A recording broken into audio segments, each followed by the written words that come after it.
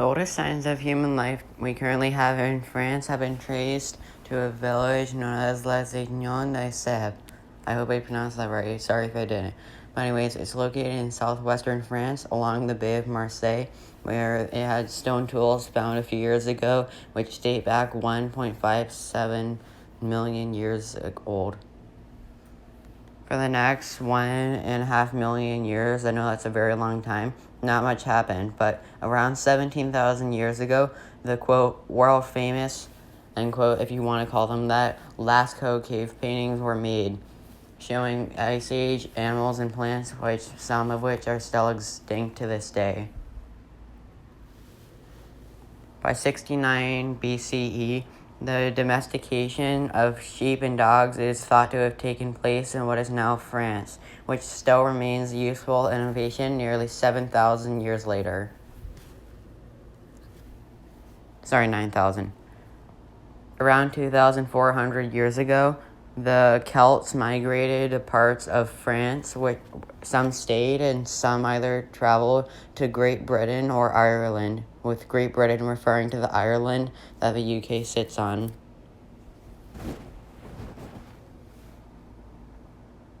Some modern descendants of Celts still live in the Brittany department of France. A department is kind of like a province or state of France, but they call it departments.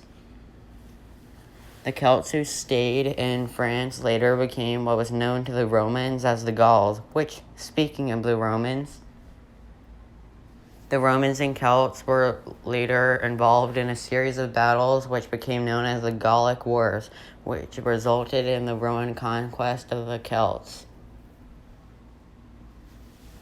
If you think that you can't handle violent historical events, this is one of, if not the bloodiest histories I will be covering, so brace yourself. It will get bloody in a bit, I'll tell you, don't worry. In 476 CE, the Roman Empire fell, allowing a Germanic-based people group known as, quote, the Franks, end quote, to enter what it became France. France was named after the Franks. It was known as Francia for centuries. The Franks later established a kingdom, which was first led by a group of people known as the Merovingians. It would later be divided into 3 kingdoms: West Francia, Middle Francia, and Eastern Francia. We'll be focusing on West Francia because it became France. Middle Francia was absorbed by the 2 West and East kingdoms, and East Francia later became Germany. After the Merovingians came and went, the Carolingians replaced them. But after they left, we get the Capetians, who stayed in power for a very, very long time, over 200 years. Actually, way more than 200 years. But anyways, after the Capetians had control for hundreds of years, they entered the 100 Years' War against England, as well as others, including the Danes and Holy Romans. For our purposes, we'll just call them Germans. It was fought over the territorial dispute of who would own several pieces of land in France. The battle was won by England after fighting for over 116 years, although England later lost its lands it gained in France. French people were then devastated by the bubonic or Great Death. The bubonic plague killed many, many, many people from the 1430s to the 1730s, with France being one of the worst hit countries. It is reported to have killed over 100,000 people.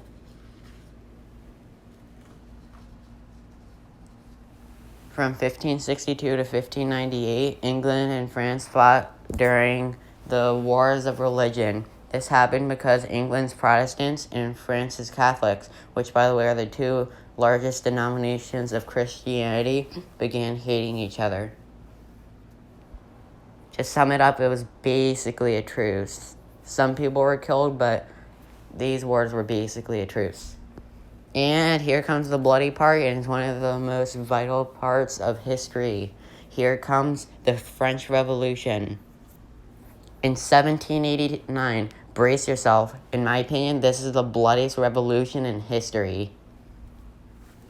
On this day, which is July 14th, On this day, July 14th, in 1789, the French Revolution began with the hate of the King and Queen of France. The King, Louis XVI, and the Queen, Marie Antoinette, were seen to have been spending many amounts of currency. They were basically spending all the money that the poor were making, and this resulted in the French Revolution. The first event in the French Revolution, what happened on this day in 1789, was the storming of the Bastille, which at the time it's no longer around. It was a prison which represented the tyranny which those in the third class, or the peasantry as they were called, thought of. The Bastille was stormed. Many people inside got their head raised on pikes by the peasants. You may wonder what the goal of this revolution was. Well, it depends. There were 3 factions of people who all wanted different things. You could be a radical, led by Maximilian Robespierre. He and his followers wanted the king and queen's heads to roll. Those who supported the royal family were the monarchists. They would be targeted through the years that the revolution would rage on. They just wanted the monarchs to stay in power. And the final faction were the Bonapartists. They supported Napoleon and wanted him to become Emperor of France. But this happens a little bit later. On June 20th, 1789, the radicals who wanted the king and queen of France dead took an oath in a tennis court, which became known as the tennis court oath, swearing allegiance to keep on fighting against the king and queen until they were dead. On October 6, 1789, the large number of peasants, this event became known as the Women's March, took place. The Women's March was a march of predominantly women, but also other peasants who marched from Paris, the capital, to the royal capital of France at the time, which was Versailles, which is where the king and queen lived. The queen was nearly killed, but later escaped through a secret passage in her bedroom, no joke. But the king and queen were later forced to move from Versailles to Paris, where they stayed and where they would later die. After the separation of royals and subjects was taken care of, the 3 groups which I mentioned earlier began hating each other. The king and queen began fearing for their lives, so after they failed to flee France to Austria, things got a little nasty. Austria vowed that if France killed their king, then they would declare war. This successfully caused the French to stop their revolution. No, I'm just kidding. This caused them to continue their revolution. After being returned to France, King Louis XVI and Marie Antoinette were unanimously or found guilty by everyone, but their fate was less decided. The radicals wanted to see them to be sent to a new invention known as the guillotine. It was made by Dr. Guillotine, it was named after. It was made to be a more humane form of execution, which would replace inhumane execution forms like being hanged and being quartered, which was still happening. Many things were then banned by Robespierre, who took control of the legislative branch of France. He banned things like the Christian calendar, which we still use today, otherwise known as the Gregorian calendar. He banned the Catholic Church and replaced it with his own occult, if you want to call it an occult. He replaced it with his occult, which was known as the cult of reason. He would later grow so extreme he would be seen as a madman. Between 1792 and 1793, this is the bloodiest part of French history, by the way, became a period known as the Great Terror. Men, women, and children were killed at the guillotine. No one was spared. If you had the smallest amount of sympathy for the royal king and queen of France, which basically everyone hated except for the monarchists, chances are you'd be sent to the guillotine. 40,000 people later died in the French Revolution. After King Louis XVI had been found guilty by the Revolutionary Tribunal, which was basically the radicals' jury for killing people who liked the king and queen, after he was found guilty by one vote, Louis XVI was executed on July 21st, 1793. But that still leaves one more person to be executed, the Queen.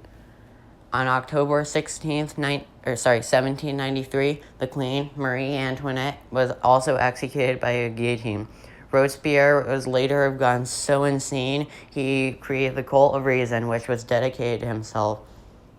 His views became so extreme, those revolutionaries who had previously liked him later feared for their own lives and later voted to have Robespierre, the creator of the revolution, to be sent to the guillotine where he would later be executed. And with that caused the terror he created to die with him. After ending its revolution, France was later made an empire by Napoleon, but after a series of failed conquests, Napoleon was later banished to an island known as St. Helena in the middle of the South Atlantic.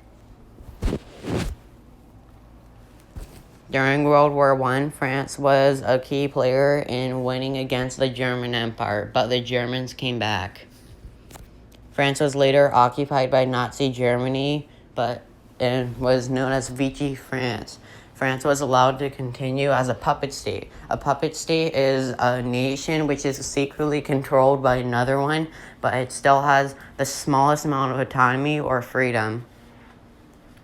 They basically had no freedom, but after they were able to defeat the Nazis, they were able to continue as the modern nation of France, as the Fifth Republic. And with that is my history of the country we all know as France today. Thank you so much for watching. This took me a long time. I really appreciate it if you liked and subscribed.